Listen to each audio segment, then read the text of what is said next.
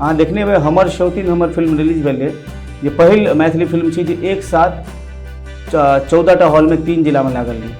लेकिन अहाँ के प्रोड्यूसर सारा 14टा हॉल के हायर केने रहे। हायर केने रहथिन और पोस्टर जे मीडियाबाजी कहै छै, अखनो हमरा ख्याल से 9 क्विंटल पोस्टर पड़ल छै।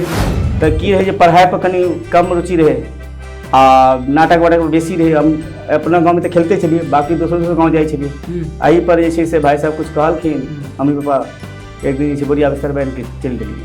अच्छा, एलिए तहन फिर बड़ा एलिए तऽ जनकपुरी एलिए। जनकपुरी में जे छै से ओहि टाइम में स्ट्रगल केलिए। जैसे 2003 के बाद छै श्रीमान हरिनाथ झा जी के कार्यक्रम रहे, तो उनका से मुलाकात के लिए कहलिए भैया हम छोट मोट कलाकार छी, अगर स्टेज सजा करे के मौका देवे ताहिके लिए तो हमरा दिलत। फिर ओहि के बाद जे हम स्टेज कर लगलिए तो कंट्रोटे स्टेज के लिए